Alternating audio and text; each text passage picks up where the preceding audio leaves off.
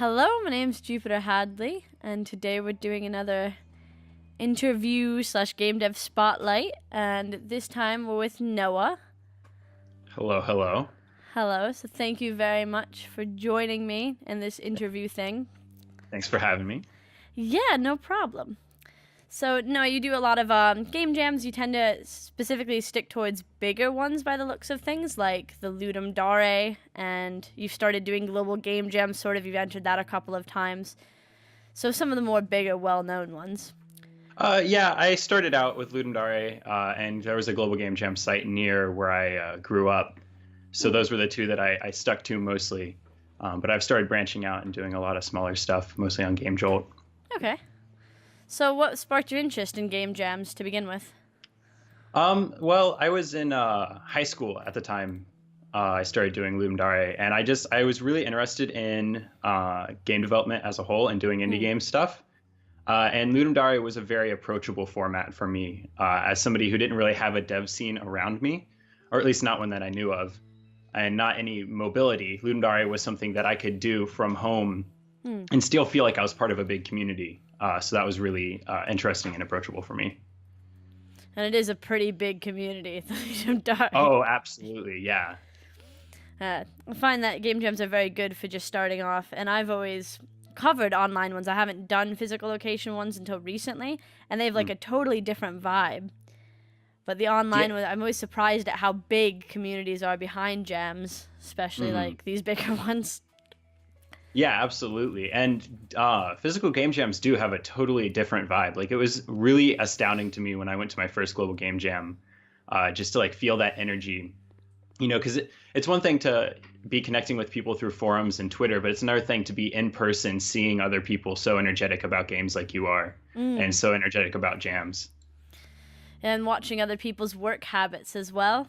Oh, yeah. Especially over longer game jams. It's quite interesting seeing like how some people are very organized about everything around them and other people aren't. They just eat whatever's around them, chuck it next to their desk. They're coding over like wrappers of stuff because they've got over-scoped project they're trying to do. And I feel like that's the difference between somebody who's doing their first game jam and somebody who's been doing this for a while. Because I was definitely, in my first global game jam, there's pictures, I think mostly on Facebook, of just like garbage workstations. And because I thought it was cool, like I was the cowboy coder that wasn't sleeping and like just consuming garbage, like 12 monster cans next to my computer. And I thought that was the way everybody was. And as I've done these more and more and started to get some of the long-term health issues that come with that type of lifestyle, I've kind of cut that back. Especially, I guess, pun intended, waking up to the fact that not sleeping is a terrible, terrible decision. Yeah, you need to think when you're coding stuff. Yeah, absolutely. So using your brain is a big part of making games. Absolutely.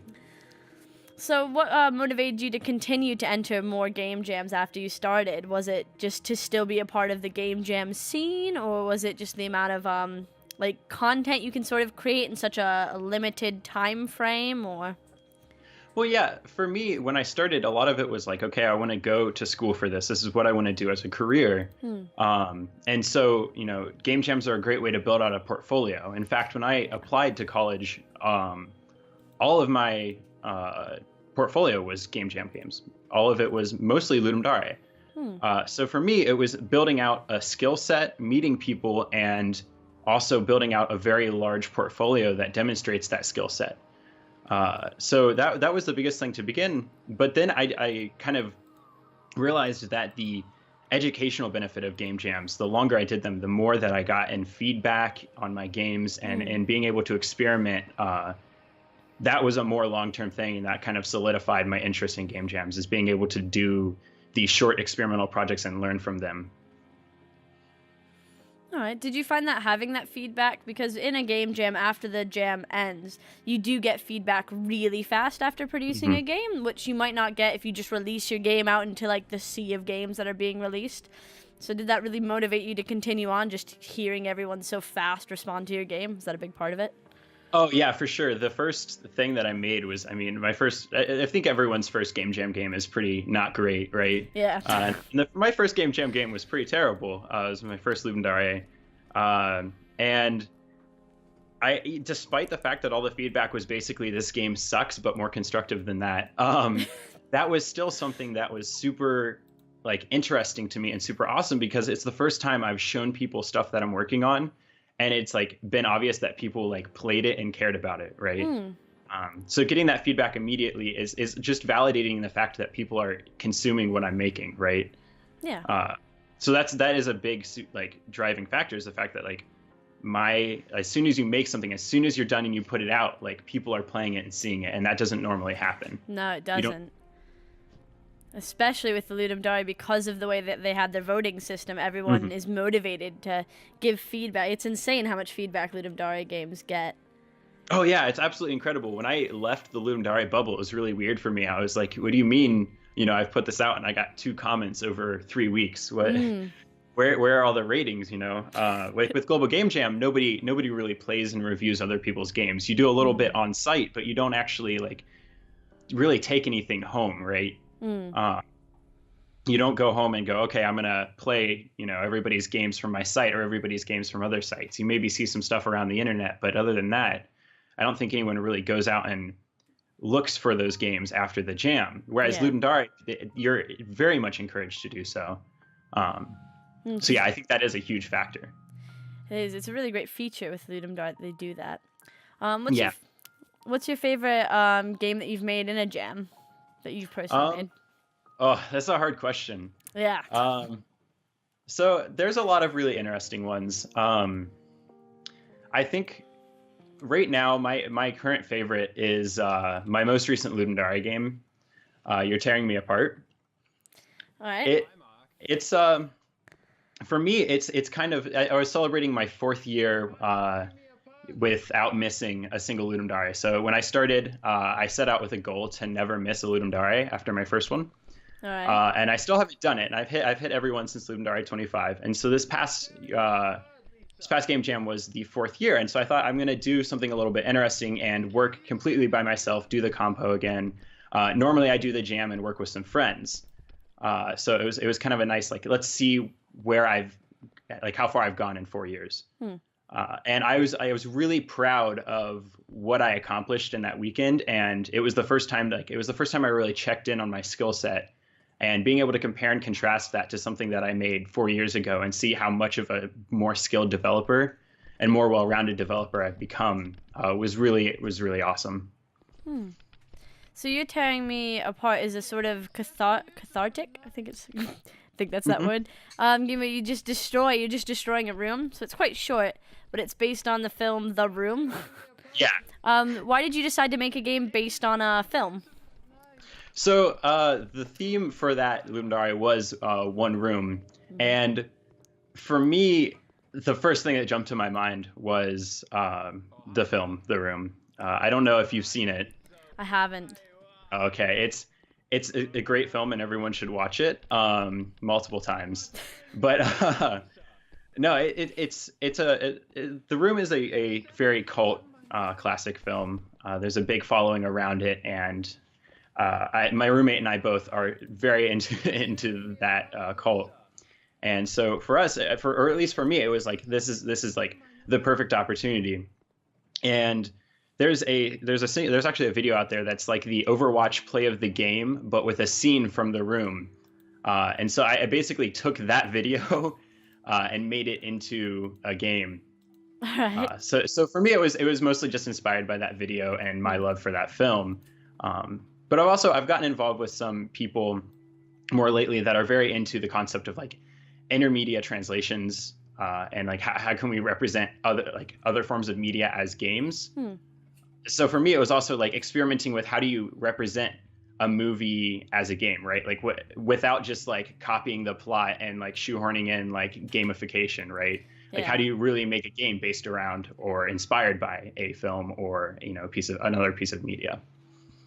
There's been a couple of small game jams about making games based on movies. And most of the time I don't know these movies because I spend far too much time playing games and don't have enough time to watch enough TV to keep up.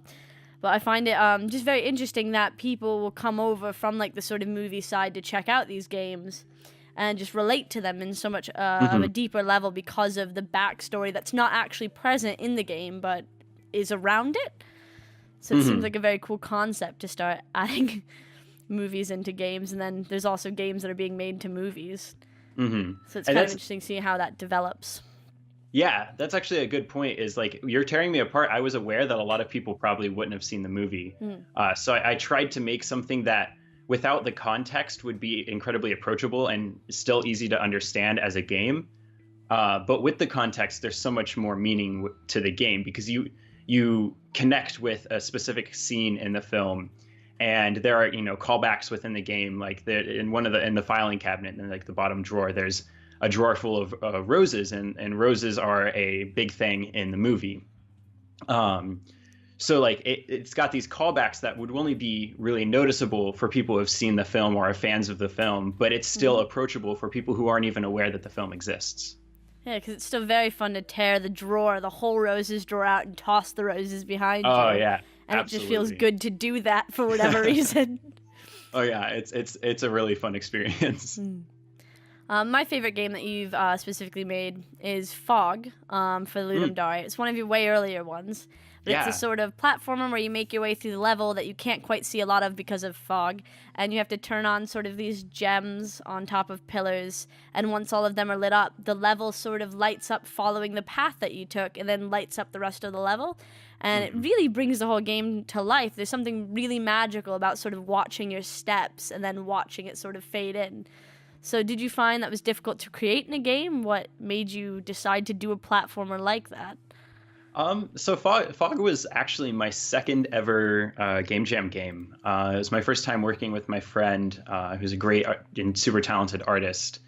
And it was kind of just, I took the engine that I used in my first game, Sandwich Napper, which is also a platformer, and just kind of, I said, okay, I know how to make a platformer, right? And I know how to do that quickly now. What is a unique mechanic that I can throw on top of that? And the theme for that one was actually minimalism. And the first thing I did is I just Googled the word minimalism and went to Google Images. And what I realized is like a lot of like minimalist art and minimalist like room layout and stuff like that is that you take everything and just like remove all of it until you only have the essentials, right? And so I was like, let's make a platformer where you only have the essential elements to play the game. But how can we mechanically explain that? That's really clever. And so I put fog over the whole map, as in like you only see what you need to see to play the game, and the rest is enshrouded by this fog. And so then kind of just the playback at the end of the level just came naturally, because it was like my friend was making these really intricate and beautiful backgrounds, and it's like it would be awesome to reveal those at the end of the level and show you basically you've unlocked this almost digital painting, right? Yeah, and they look a whole lot like that. The way that you have the neck sort of just lingering on the screen waiting for you to get done enjoying the picture is quite nice. While playing it, I actually turned and spoke to Lewis about it. I was like, watch this. Watch me explore this level. Look at how cool this is. And there's something really magical about that. And being your second ever game jam game, that's really quite impressive. Because it's something that I haven't seen a lot of or enough of to actually register playing a sort of game like that. So it's very, very unique. Do you normally Google image search the themes after they're announced to jams? Actually, yes, that's become kind of an essential thing. Unless there's a very quickly apparent idea for me, I will almost always just kind of search around just to see like if there's anything related to that keyword that inspires me. And sometimes I don't get really anything out of it, or sometimes I get something that's very tangential, but it's a good jumping off point. Yeah, I've never really heard of anyone that sort of image searches the theme. And I've never really, because I'm not a game developer myself, I guess, I've never really thought about how I would come up with a game for a theme. So it's quite interesting hearing the sort of background to how you got there from the theme. I've just never heard anyone. Yeah. Figure that out. For Ludum Dare, for the first Ludum Dare I ever did, I really like just kind of, I thought, I was like, all right, a theme, this can't be too hard. I'll just, come up with some random stuff related to that. And it was surprisingly difficult. So definitely for the second time, I set out to try to kind of establish a new route for at least having a baseline for coming up with ideas. And it's always a work in progress for me. Yeah. And definitely, I believe after my first or my second Global Game Jam, I worked with somebody who, when the theme was announced, he pulled out a notebook and just wrote the theme at the top of the notebook, and then started writing derivatives of the theme by just rearranging the words. And so that was another one where, like, I try to observe kind of what things other people do, and then adapt them to my own and kind of experiment with them.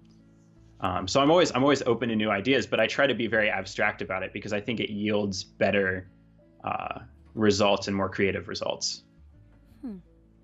Sounds quite an interesting way of dealing with a theme and quickly figuring out what you want to do, because you have a time limit. You can't just spend a week thinking about what the theme means to you. So it's just quite interesting to hear about it.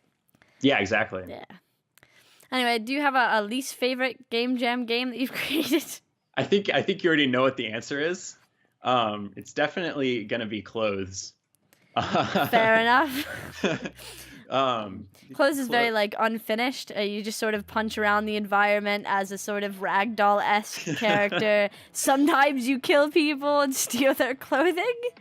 Yeah. Clothes. But that's about it. My roommate Aiden likes to say that Clothes was such a bad game jam for me, or game jam game for me, that it made me so upset that I just stopped making games for a while. And like, he's not wrong. Like it basically, I'm working on a game called Noah and the Quest to Turn on the Light that talks about dealing with external feedback and how we as creators process that, and how it affects our work. And that game basically came after 6 months of pretty much doing nothing and hating everything I made after Clothes. Clothes is interesting because I set out with a lot of big and lofty goals and had a very inflated view of what I could do. And I also, the thing that shocked me was this comes after years of game jam experience and knowing what happens when you do that, when you have that inflated view of yourself. Very prepared for jabs at this point. Yeah, and knowing what happens when you overscope, but still I was cocky enough to think, well, I'm an experienced person. This can't happen to me. And so I'm definitely a lot more humble about it now. But I set out and I worked with new people I'd never worked with before. I was working with a really great audio producer and just a musician, who luckily still works with me, and we've worked on future jams. But this is the first time I was working with him, and we had these big lofty goals, and I explained everything to him. I said, oh no, I've done game jams before, I can do this. I just failed completely. And that was like really detrimental to me, that I went out on a limb, or somebody else went out on a limb to work with me, and they like basically wasted their time. And I took that very personally. So yeah, Close is definitely a sore point, but it's also a good reflection, and a good way to be woken up about the fact that I needed to change how I was working on jams and what my scope was. So where were you going to go with Close if you had like unlimited time and everything went perfectly? What were you creating with that? So Clothes, I'm trying to remember exactly what our goal was at the beginning. It was a really kind of vague idea from the beginning. I think the theme was shapeshift. We kind of abstracted it out to like espionage, and that you're changing shapes by changing outfits.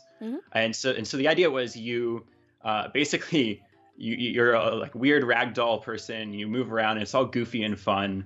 You just go around kind of punching people and stealing their clothes to get basically sneak your way into other rooms and progress through the game. And so where the game is now is it's got the systems for causing calamities that cause people to be knocked out so that you can steal their clothes, but without any of the levels or any of the I think there's only one set of clothing involved. Yeah, it's just a policeman's sort of outfit. Yeah. Or not, maybe it's not a policeman. It's like a gangster type guy. It's just sort of black shirt and black pants. He's a bouncer for the room. Yeah. But you can also get it from the inside of the room as well. Yeah, so that was just again closer to even to the end of the jam. I was still implementing systems and doing tests and stuff, and I only had that one pair of clothing implemented, so I just used it again on a different outfit that you were supposed to be able to put on to make sure it was working.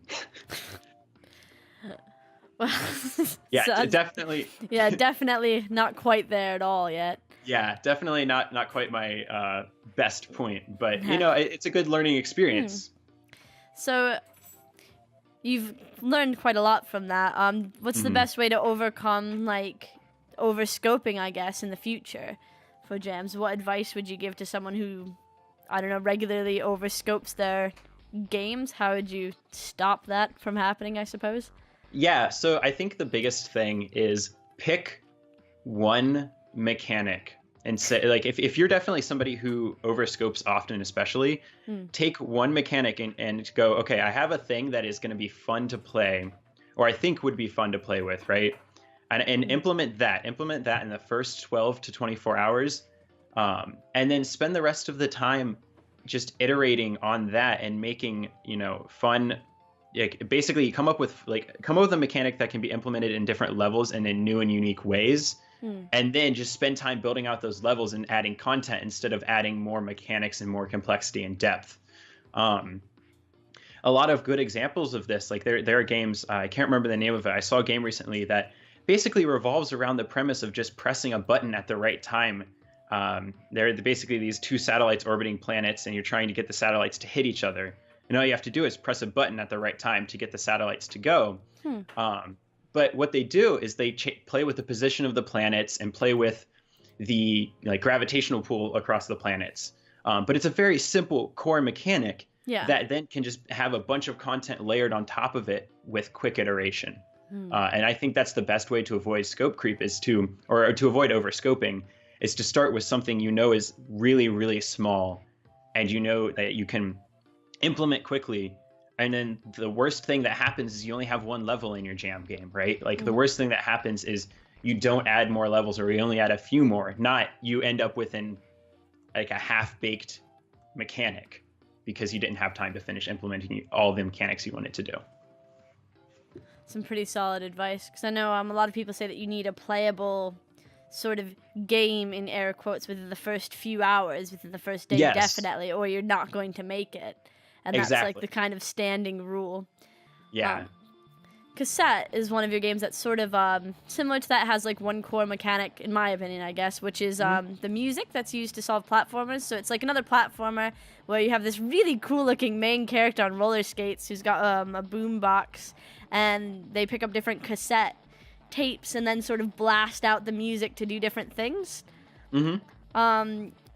Did you enjoy creating a game with like a mix of music? Was that like really fun to do? Because the music's really lovely in that. Cassette was a really fun and interesting thing. I'm trying to remember who I worked with for the audio for this one. I feel a little upset and a little like a terrible person that I don't remember. But Cassette was definitely a really interesting and fun experiment.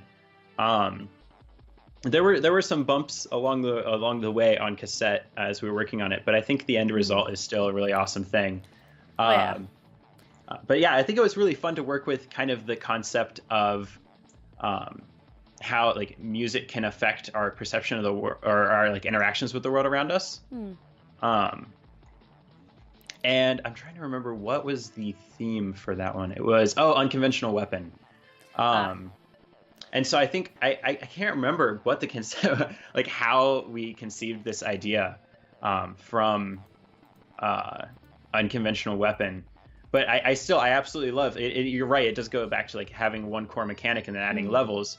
I think the big thing for me was like I wanted a thing that just pushes and pulls, and then adding the explosions was like just kind of like adding the third track that lets you blow things up. The mixtape, fire mixtape that lets you blow things up. Was just kind of like, you know, a last minute, like I had time to do it, so why not, right? Like it was a case where like I had time to iterate further and add a little more complexity, and I already had content behind it. And though it's a bit of an unpolished game in the sense of like where your hitboxes are and where you end the level, like most game jams are, it's just a really fun short game to play through that has just this wonderful music in it. And I don't know, I found it really fun and really interesting. Just the main character is such a cool character, and I really enjoyed playing them and roller skating around, and I like that game. I'm a fan of cute characters, I suppose, in game jam games. Yeah, I think the main character is definitely really cute. I love the color palette or the color scheme going on with the game. It kind of clashes with the character kind of clashes with the rest of the world, but I absolutely love the kind of colors that are going on in that game. It's a pretty neat little game. I'm going to pronounce this next game title wrong, but Omni? Omni, yeah. Omni, awesome. Is one of your most highly rated Ludum Dare games. In regards to feedback. It's a game where you play a character who's like in a PC screen, and you can sort of shoot the sides of the PC screen, which will then sort of move the PC screen around the room, and then other objects in the room sort of become platforms inside the computer that you then can move your character on. So you have to sort of keep up with the PC and use your environment around you to further yourself across the level and not fall off into pits and objects. This is like a really, really unique game. I'm not seeing a game at all anywhere near like this. Did you ever consider continuing it and making like a full game out of it? Yeah, we've talked about it a couple times, actually. I think the biggest problem is that it was a 3-person team. It was myself, my friend who I worked on with Fog, and another musician, Dylan. He goes by Banshee Beat most places. We've thrown it around a couple times, but not everybody on the team is just in a place in their life right now where we can dedicate enough time and love that we know we need to give to this game. So it's kind of on the back burner, but we all would love to see it go somewhere else, because I, Pamela, and Dylan all definitely feel like it's a really fun and unique thing that has a lot more to the world that we could explore. Yes. Like one thing we'd like to do is explore the concept of like going between different computers, maybe connecting yourself to the internet and navigating between different computers to explore the world. And we have a whole plot and everything laid out. It's just, the finding time with people who are either, working full time, or as the case with Pamela and I, both full-time students. It's a bit hard to schedule everyone working on the same project together, especially from a little game jam game. Yeah. Yeah. That's fair enough. It's just such a cool game. And how did it feel when you got such a high rating, when you got 100% coolness and like almost 5 innovation and almost 5 on the theme and number 6 overall? That's quite an intensely high number, especially for a game jam that gets, thousands of entries. Yeah, it was really interesting because, for me, when you're doing a game jam, you get really in the trenches. You see everybody else doing amazing and awesome stuff, and you're like, wow, there's all this cool stuff that I didn't do. And what you see in your game is all the problems. So for me, it was a really nice... Exactly, yeah. For me, it was a really nice, like, surprise to see that there were a lot of people that definitely really enjoyed it. But I also, more recently than at the time, but I try to not focus so much on the numbers. Now I'm trying... I try to focus more, on feedback specifically, what people are actually saying, and on how I feel about the game. And, the fact that so many people enjoyed it is awesome. But if I'm making content that I don't enjoy personally when I release it, then I don't see the reason in making games even. So for me, I try not to focus on it. While it's great, I try not to focus so much on it anymore. That's fair enough. That is a very cool, unique game, and I do like the little, there's little plushies on a shelf that are reminiscent of a few of your other games, like the Fog characters in there, and there's a pig character that's in a different one of your games, and it's very cute. Yeah, Pamela likes to do that. I think there's a couple other games where you can find callbacks to our older jam games in the environment art. I'm glad you noticed it. She'll probably be really glad that you noticed it as well. As soon as I saw the Fog characters, I was like, oh, they're so cute in plushie and stuffed animal form. They're not an animal, but in plushie form. I was like, oh, this is so neat. Yeah, I want a plushy nefarious Dr. Goat from Sandwich Napper. I want a plushie of the two Fog characters. That's what I would like. They're so adorable. They look so cool. And I love it when developers put themselves in their games or put some other callback to their other games in their games. And I noticed that you've done that quite a bit. You've got a few Game Jam games where the first person you meet is like, "Hi, I'm Noah, and I've made this game for you, and here it is." Yep. And I just find that like really, really personal and really interesting. And I love seeing it in games because I feel like a connection almost. Like, hey, this developer's made this just for me, and here they are telling me they made it just for me. Yeah, and that's really awesome. Yeah, I believe a lot in games being a very unique and I feel like almost underexploited form of media and communication, because there's no other place where you can create a work that like interacts so directly with people on an individual level while still having such a broad reach. Because video you consume and it's a one-way communication, right? Yes. Same with text. But games are kind of a two-way conversation between the developer and the player. And I think I think that's an underexploited realm of games. And I try to find new and like innovative ways to exploit that. So do you find that it makes your game way more personal when you have yourself in it? Oh yeah, absolutely. Yeah. And I love, I've gotten more into it recently, but I love having, myself, a part of myself in my game and leaving a part of myself in everything I make now. It's a very cool way to do it. I very much enjoy playing it, playing games where the developers are there. And it's kind of a newer thing that I'm starting to see because I've seen it in a couple of major games, just having the developer be the thing that sort of guides you.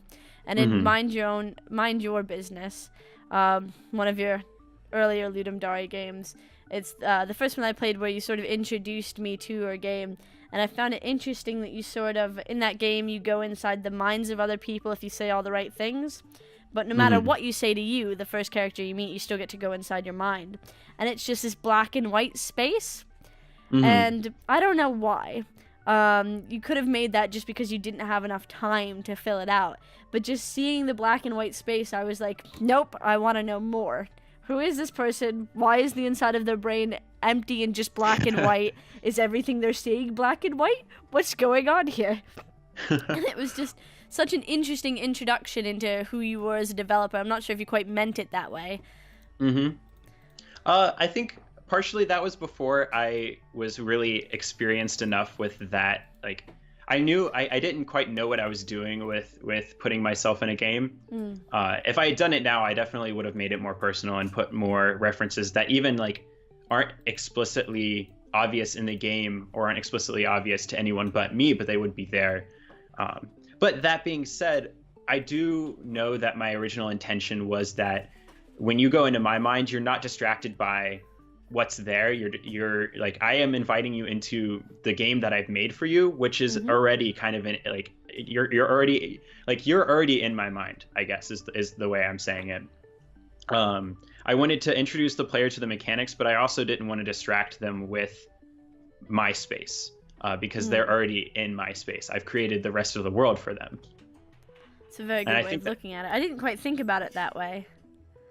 I think that's one of the first things that the character actually says to you is that I've made this world for you. Yes. And it probably could have been better communicated. But I think that is like, I didn't quite hit the message exactly on the nose, but that happens. And I've like I said, it was my first time kind of experimenting with this type of thing. I didn't really know what I was doing.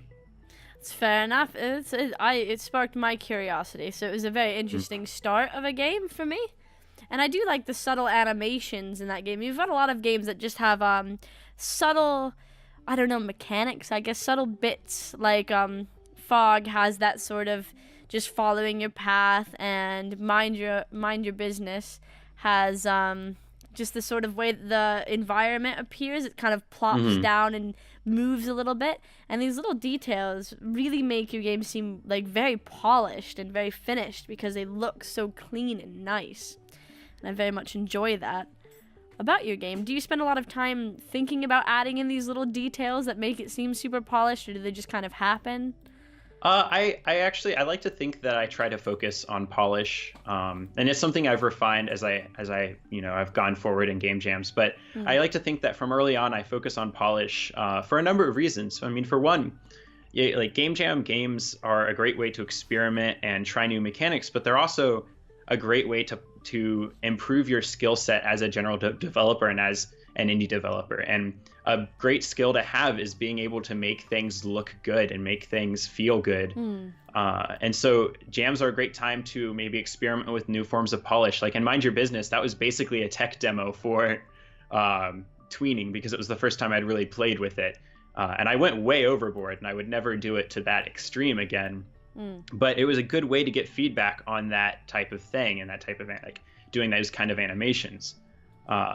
So for me, I try to take game jams as an opportunity to make really good looking things, or at least really polished things. But also, like during the game jam, I've noticed that you'll get more feedback during the jam when you make posts maybe on Twitter or on the Ludum Dare forums.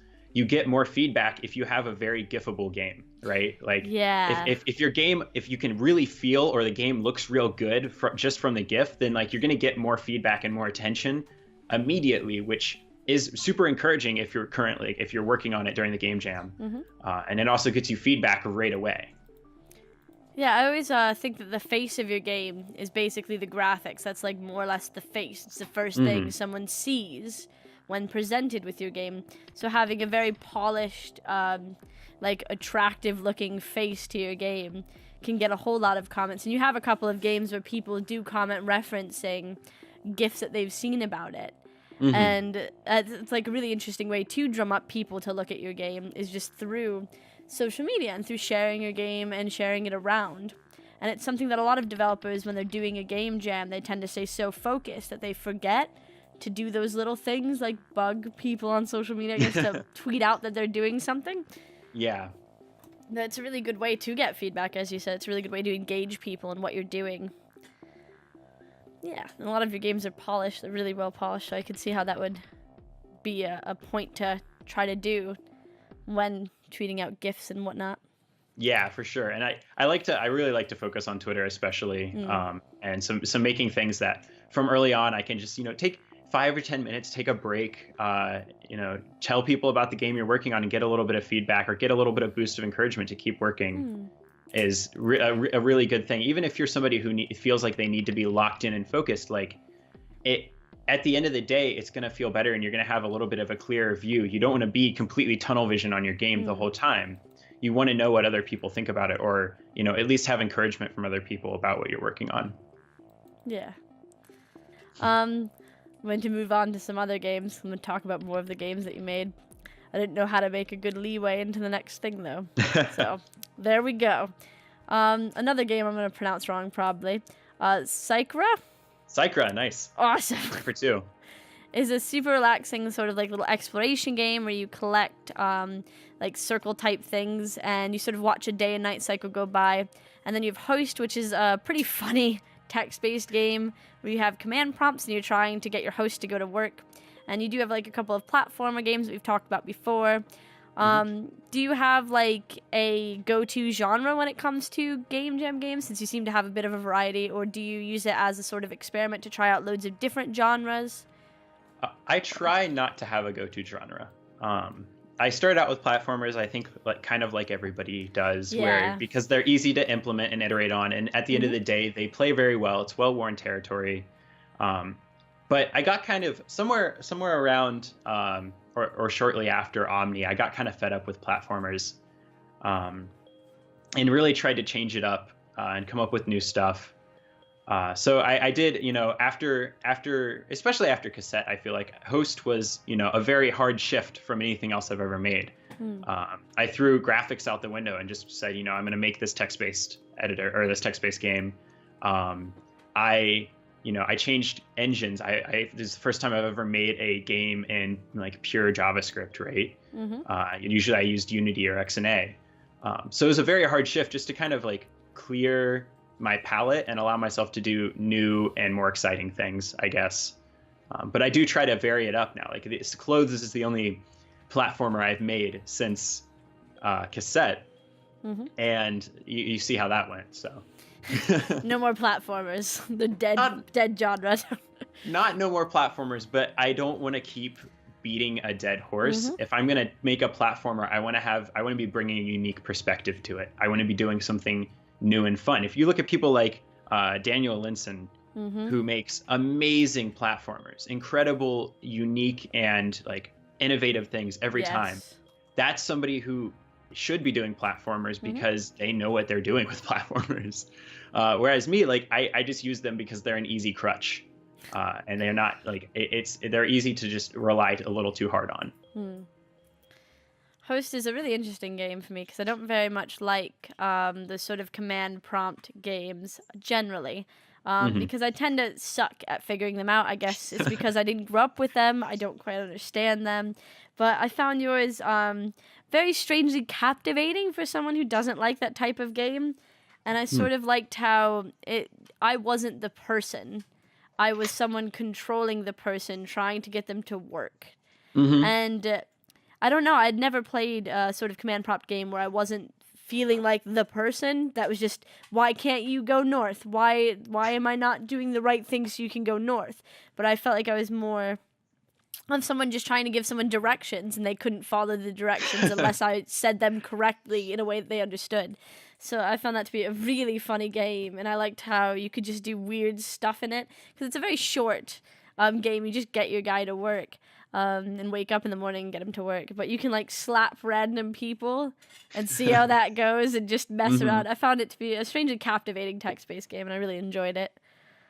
Yeah, I wanted Host to be like I also never really played any text-based games, and like total like admission, I just kind of went on assumptions of how this should be. But I also wanted it to be like, I didn't want you to have to play as the character. I want an explanation for why you're playing a text-based game, right? Yeah.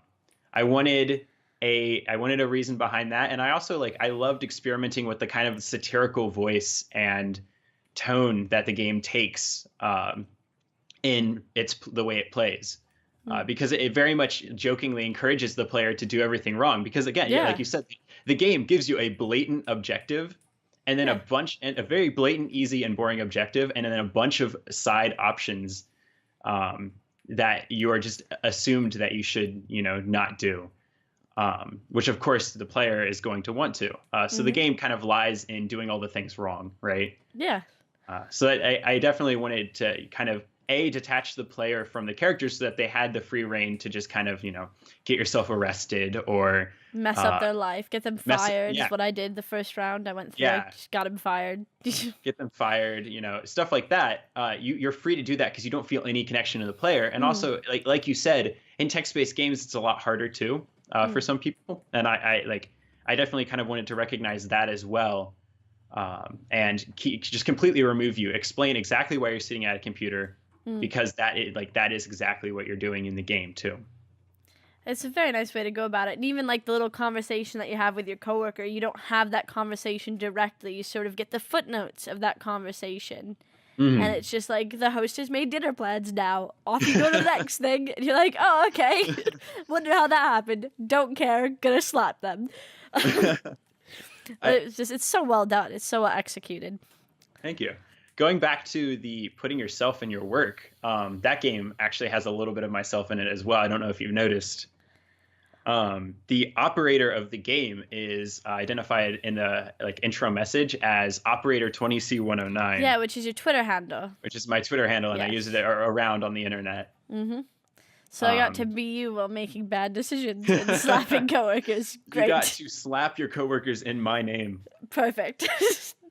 That's exactly what I did.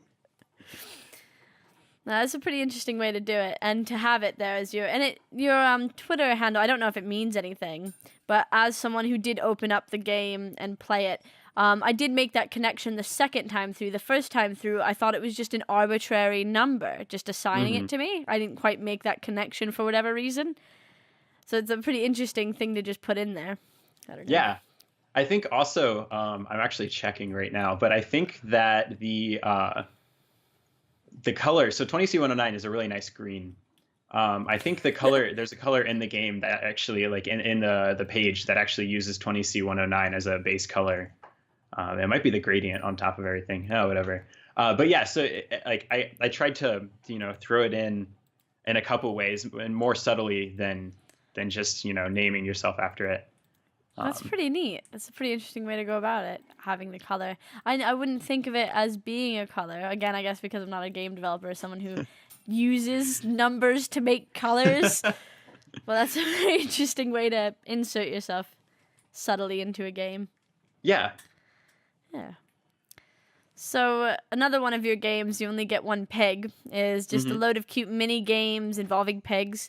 And then Bro Mag is quite similar. Because it's like a load of little mini games played multiplayer, co-op, well, not co-op against some other players, but locally.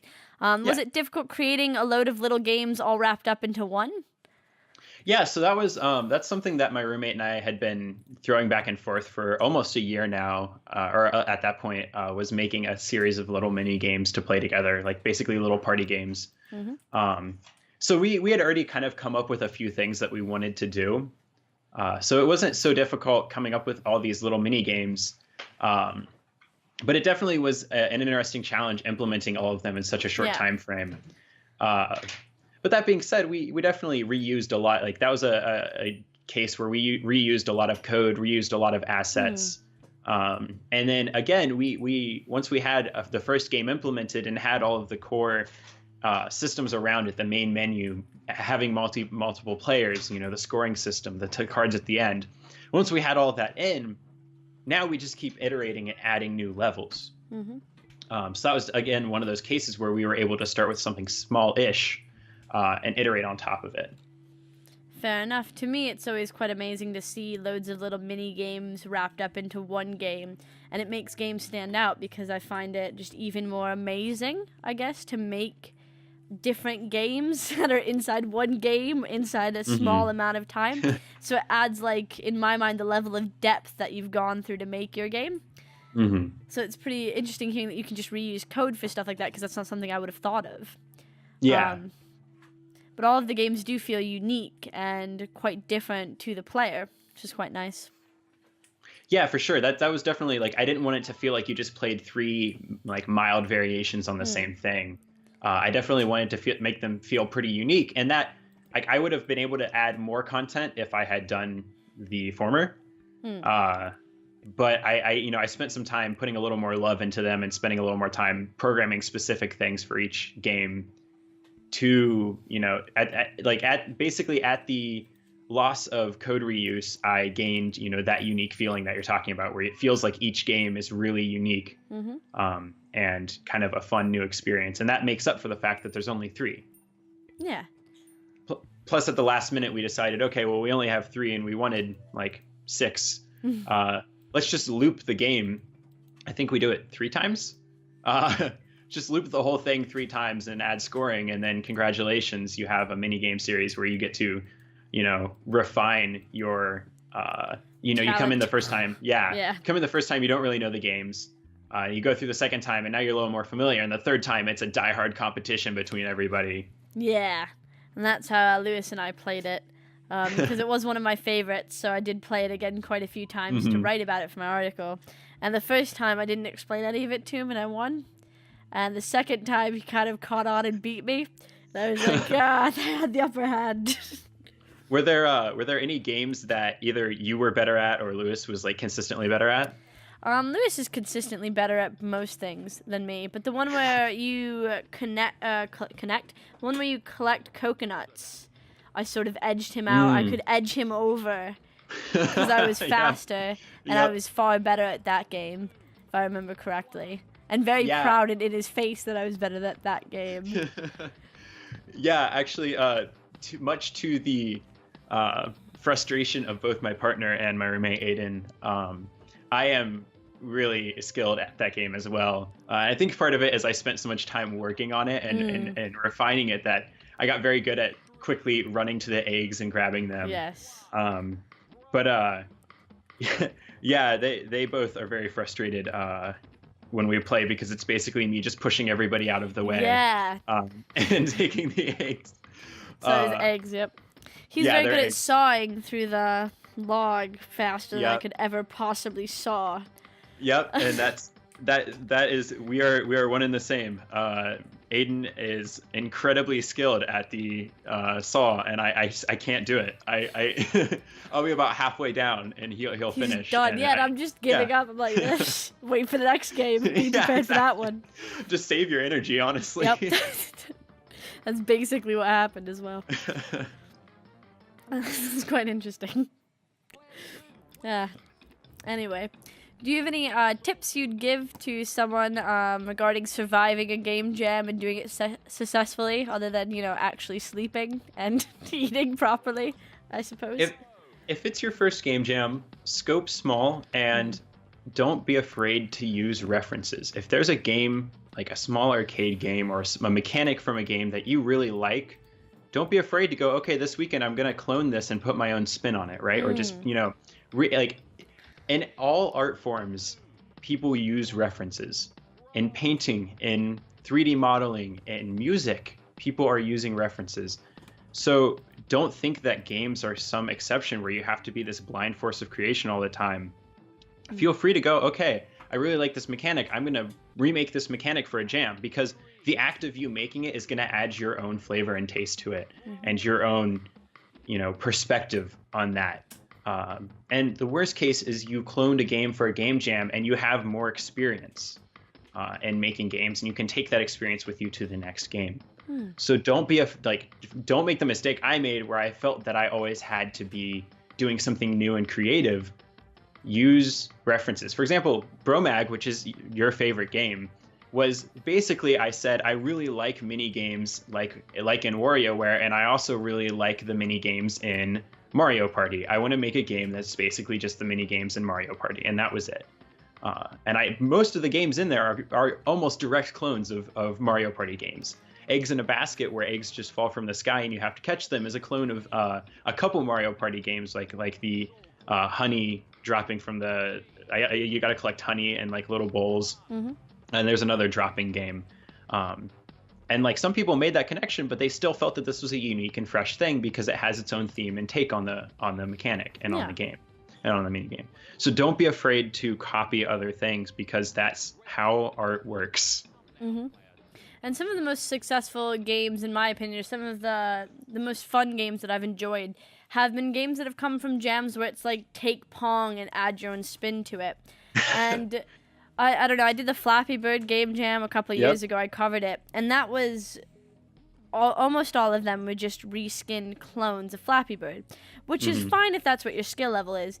But the ones that did have some sort of twist on it or some sort of personal element just stuck out so much more for me, and just were so much more fun to play than the original game even.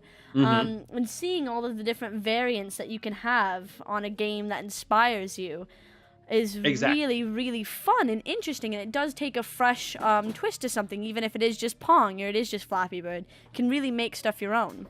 Exactly. It's funny you mentioned Pong, actually, because I've got an ongoing project right now. I don't know, you may have seen it around on Twitter. I've got a mega thread on Twitter going where it's called Pong But, and I just basically take Pong and smash some strange or abstract concept on top of it in a single tweet. And then kind of leave it intentionally vague so that people can come up with their own ideas in their head. So a good example is like my first tweet was Pong, but the ball really likes being hit by the paddle. Yeah, I have seen stuff like that. Yeah. And so I keep iterating. Like that, I should say. Yeah. I keep iterating on that and just adding a few each month. It's been ongoing since like November of last year. But I'm working on a collection of games that all are actually implementations of those ideas, just short prototypes. Because I do believe that taking an inspiration and just adding an arbitrary thing to it yields very interesting and like fun results, even if the base thing is just Pong, like you said. There's the game that's circulating around right now. I don't know if you've seen it. Cheap Golf. Yeah, I have Their the Kickstarter Kickstarter. launch. Yeah, it's like Yeah. a 6-day Kickstarter or something intense like that. Yeah.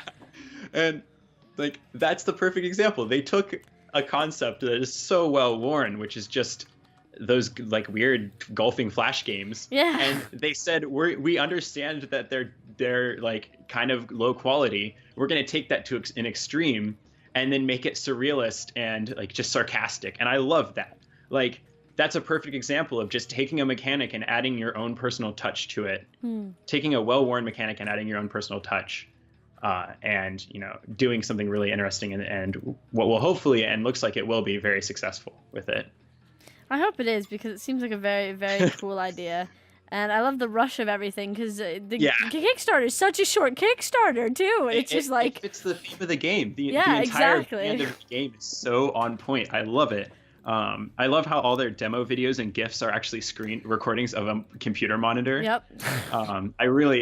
It just feels so good to see other people. Like, I think there's a big movement right now to do kind of like let the theme of your game expand outside of the game and into the your marketing and your brand as a person. Even there's a lot of focus in the indie game dev community on branding right now, and so stuff like this is really awesome to see. And so I'm really excited. Unique as well. Absolutely. I feel like I was able to quickly identify this game, though, for myself at least.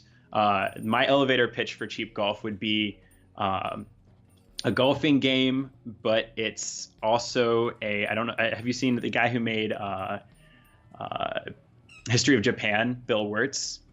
If you've seen any of his videos, they're just these weird, surrealist, like 6 to 10 second clips that are just strange and like abstract. And he used to make a video a day.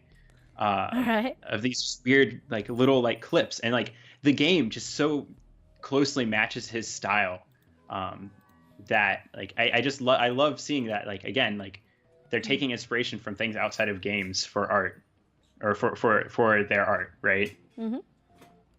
So I'm really like I'm excited to see more of that, I guess, is where I was going with that. And I'm excited to see games that can be described so easily with two like source materials being popular and successful, and having examples, at least for my fodder, for arguments and interviews like this.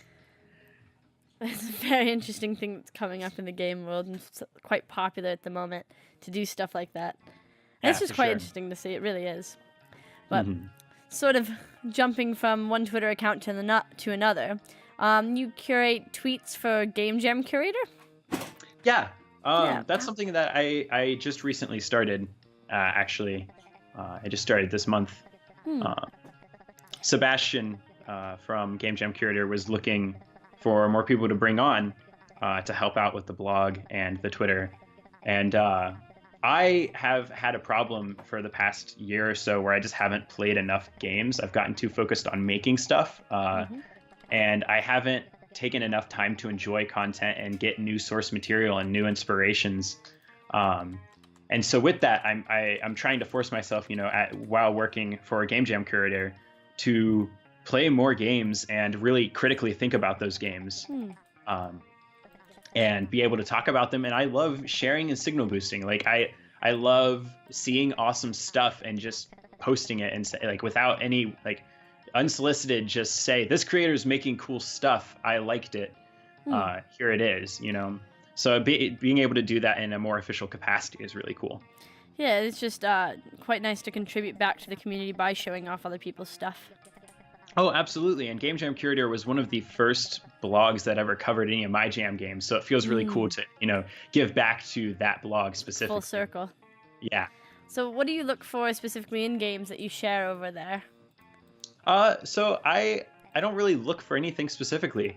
For me, it's just if I see something that really piques my interest or I really like what's going on, like if it's any broad range of things. If there's an interesting mechanic or an interesting art style, or it's just a really polished game, or maybe it's not at all polished, but it's a very personal game.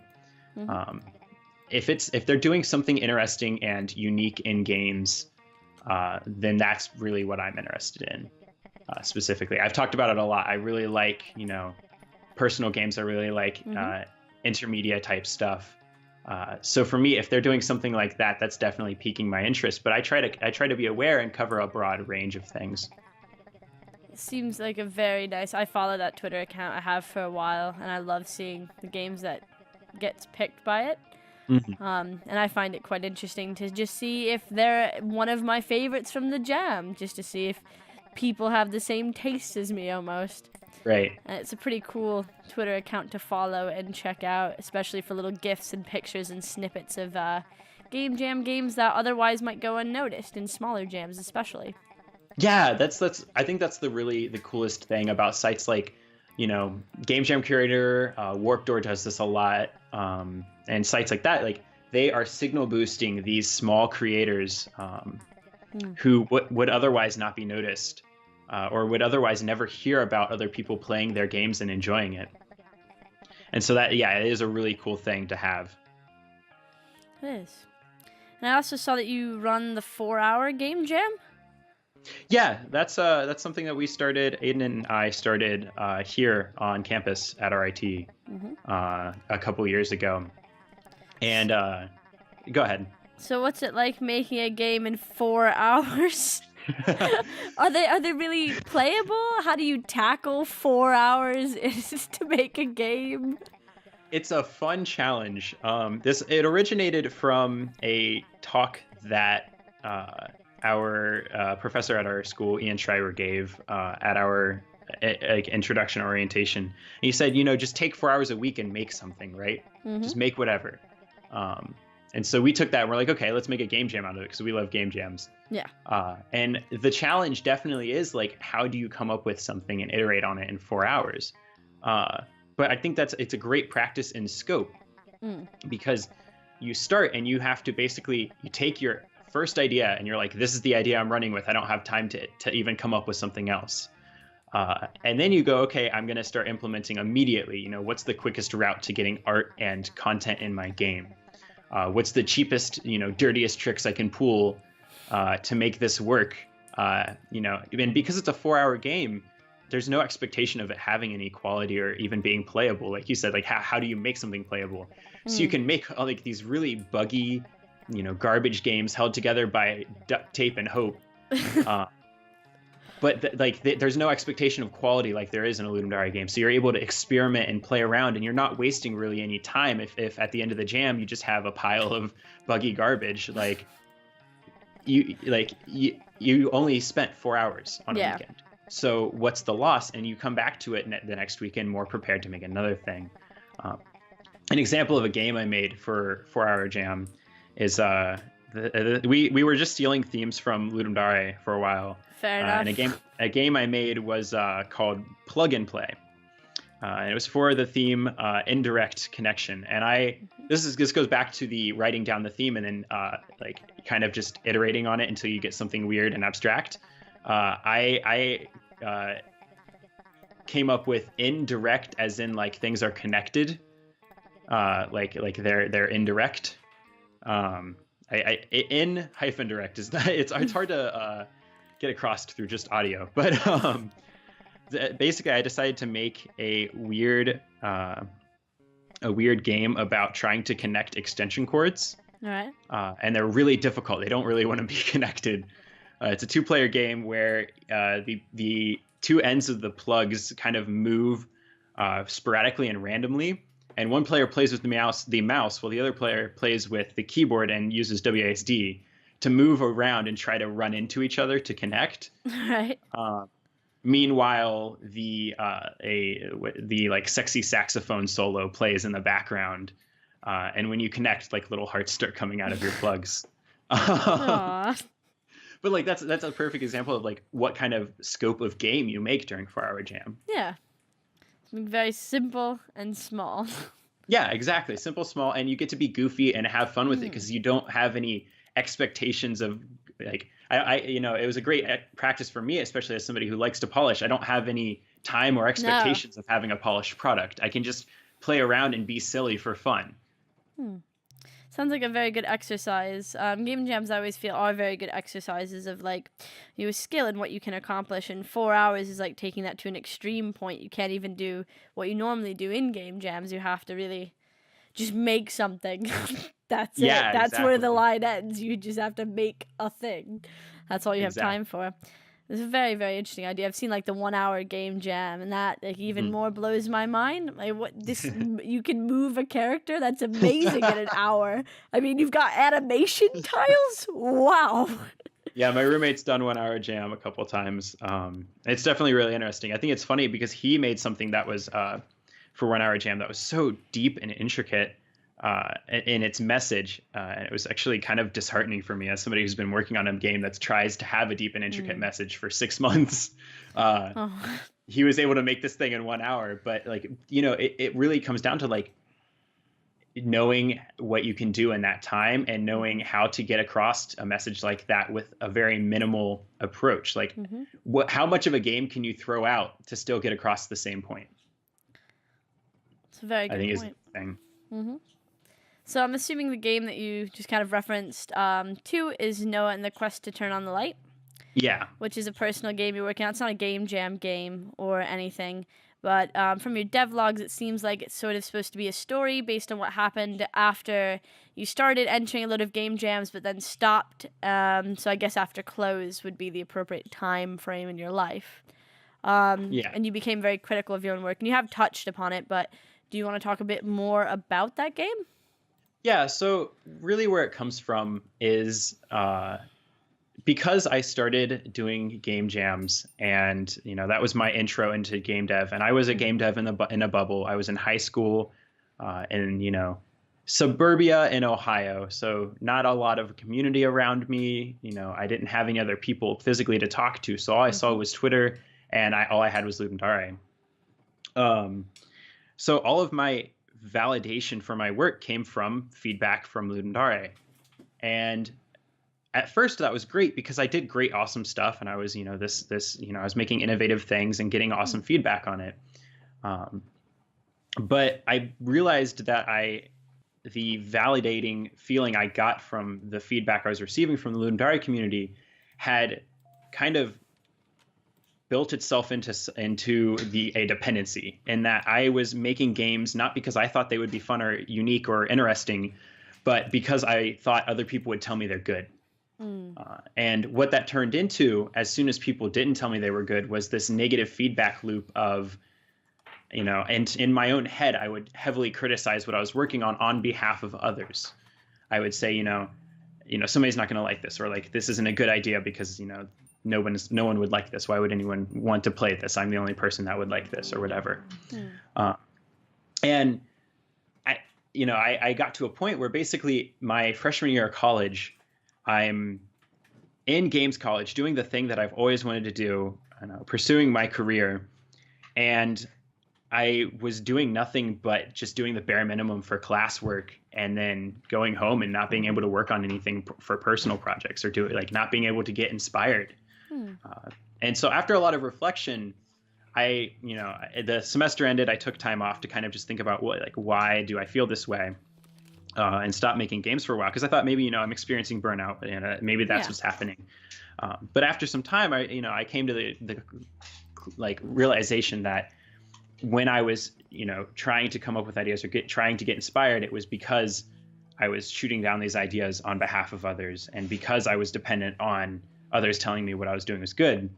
So that's basically when I started on Noah and the Quest to Turn on the Light, which is a kind of cathartic game for me, because in designing it, I'm getting out all of those emotions and I'm putting them all into a game. I'm putting all of my feelings about external feedback and how they affect me into a game. And then as I started showing it to people, a lot of people started relating with that. When I started going to a game dev meetup in Columbus, Ohio, and just kind of talking about the game and showing it to people there. And so many people related so deeply with it, and on so many more levels than I thought they would, that I realized this is something that other people experience and just either don't talk about or don't have the words to talk about or to kind of identify with. And so Noah and the Quest to Turn on the Light kind of transformed from my own personal story to a story that hopefully other people can relate with and can identify with and use as a starting point to talk about this phenomenon, talk about how they feel about feedback and how they feel about how it affects their work. So it's sort of like starting a conversation within a game.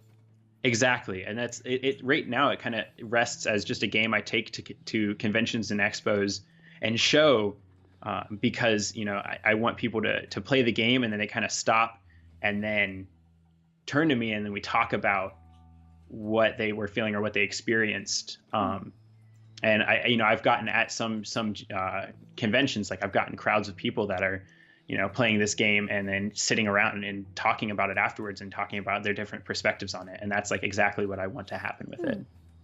Because games more and more are turning into personal stories as opposed to something you just play for fun like Pong.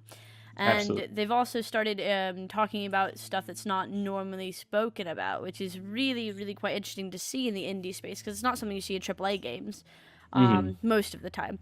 Is these deep, deep personal stories of people talking about stuff that's kind of hushed about in normal conversation. And having the ability to put that into a game and to start a conversation is a very powerful thing. Yeah, And absolutely. I found it quite interesting that you were making a game with your name in the title that is just about an experience that you had. And it does sound like a very relatable thing.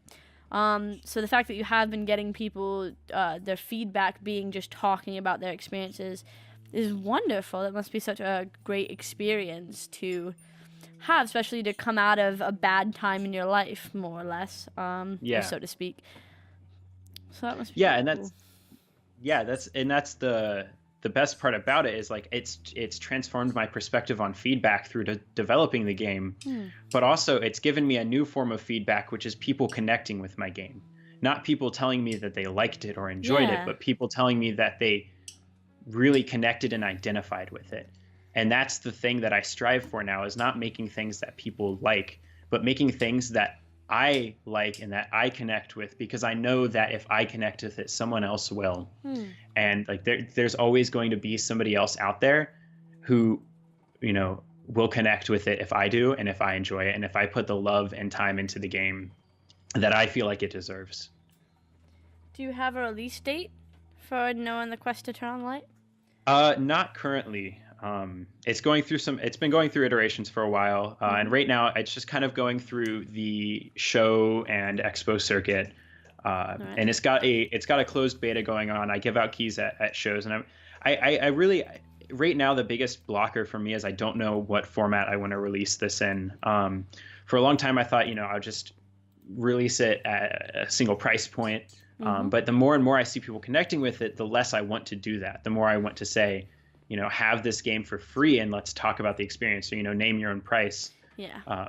But even then, like I said, I want to give it the time and attention it deserves.